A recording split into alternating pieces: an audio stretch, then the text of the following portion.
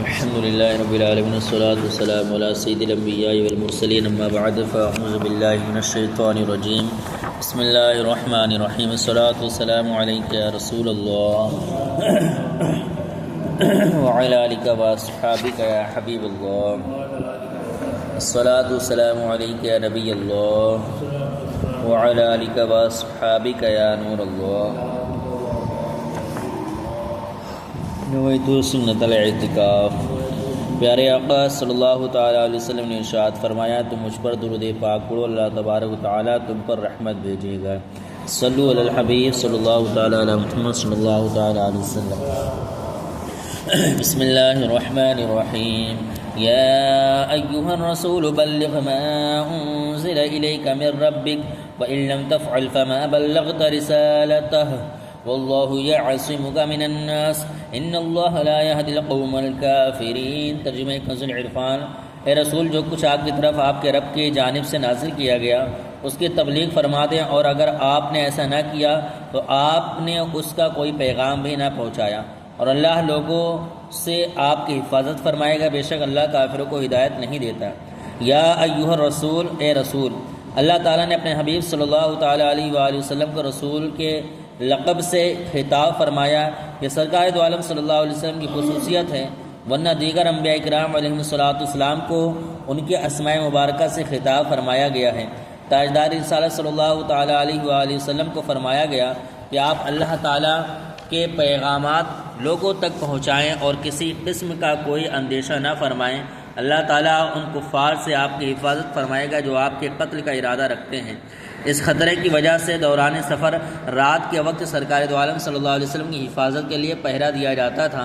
جب یہ آیت مبارکہ نازل ہوئی تو پہرا ہٹا دیا گیا اور حضور پرنور صلی اللہ تعالیٰ علیہ وآلہ وسلم نے پہرہ داروں سے فرمایا کہ تم لوگ چلے جاؤ، اللہ تعالیٰ نے میری حفاظت کا فرما دیا ہے۔ حضور پرنور صلی اللہ علیہ وسلم کی حفاظت کے لیے پہرا دینے کا شرف جنہیں سب سے پہلے حاصل ہوا وہ حضرت سعد بن ابی وقاص رضی اللہ تعالیٰ عنہ تھے۔ چنانچہ حضرت عائشہ صدیقہ رضی اللہ تعالیٰ عنہ فرماتی ہیں رسول اللہ صلی اللہ علیہ وسلم مدینہ آتے وقت ایک رات بے خواب رہے، پھر فرمایا کاش کوئی نیک شخص ہماری حفاظت کرتا۔ اچانک ہم نے ہتھیاروں کی آواز سنی تو ارشاد فرمایا یہ کون ہے؟ انہوں نے عرض کی میں سعد ہوں۔ ارشاد فرمایا تمہیں کیا چیز یہاں لائی ہے؟ عرض کی میرے دل میں رسول اللہ صلی اللہ علیہ وسلم پر خطرہ گزرا تو میں ان کی حفاظت کرنے آیا۔ ان کے لیے حضور اقدس صلی اللہ علیہ وسلم دعا کی، پھر آپ صلی اللہ تعالیٰ علیہ وسلم سو گئے۔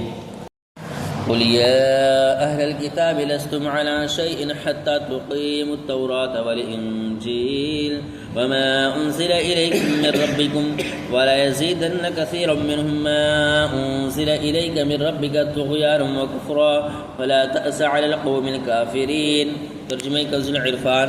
تم فرما دو اے کتابیوں، جب تک تم تورات اور انجیل اور جو کچھ تمہاری طرف تمہارے رب کی جانب سے نازل کیا گیا ہو اسے قائم نہیں کر لیتے تم کسی شے پر نہیں ہو، اور اے حبیب یہ جو تمہاری طرف تمہارے رب کی جانب سے نازل کیا گیا ہے یہ ان میں سے بہت سے لوگوں کی سرکشی اور کفر میں اضافہ کرے گا تو تم کافر قوم پر کچھ غم نہ کھاؤ۔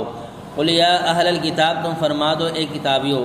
اہل کتاب سے فرمایا گیا کہ جب تک تم نبی اکرم صلی اللہ علیہ وسلم پر ایمان نہیں لے آتے تب تک تم کسی دین و ملت پر نہیں ہو، کیونکہ اگر حقیقی طور پر تم تورات و انجیل پر عمل کرو تو تاجدار رسالت صلی اللہ علیہ وسلم پر بھی ایمان لے آؤ، کیونکہ آپ صلی اللہ تعالیٰ علیہ وآلہ وسلم پر ایمان لانے کا حکم تورات و انجیل میں موجود ہے۔ ما انزل الیک من ربک، اے حبیب یہ جو تمہاری طرف تمہارے رب کی جانب سے نازل کیا گیا ہے، یعنی اے حبیب صلی اللہ علیہ وسلم جو قرآن آپ کی طرف آپ کے رب عز و جل کی جانب سے نازل کیا گیا ہے یہ اہل کتاب کے علماء اور سرداروں کی پرانی سرکشی اور کفر میں اضافہ کرے گا، کیونکہ آپ پر جب قرآن مجید کی کوئی آیت نازل ہوتی ہے تو یہ اس کا انکار کر دیتے ہیں اور اس طرح یہ اپنے کفر و سرکشی میں اور زیادہ سخت ہو جاتے ہیں۔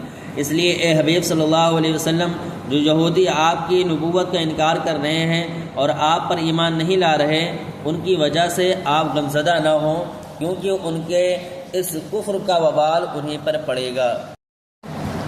ان الذين آمنوا والذين هادوا والصابئون والنصارى من آمن بالله والیوم الآخر وعمل صالحا فلا خوف علیہم ولا هم يحزنون۔ ترجمہ کنز العرفان۔ بے شک وہ جو اپنے آپ کو مسلمان کہتے ہیں اور یہودی اور ستاروں کی پوجا کرنے والے اور عیسائی ان میں سے جو سچے دل سے اللہ اور قیامت پر ایمان لائے اور اچھے عمل کرے تو ان پر نہ کچھ خوف ہے اور نہ وہ غمگین ہوں گے۔ ان الذین آمنوا، بے شک وہ جو آپ کو مسلمان کہتے ہیں۔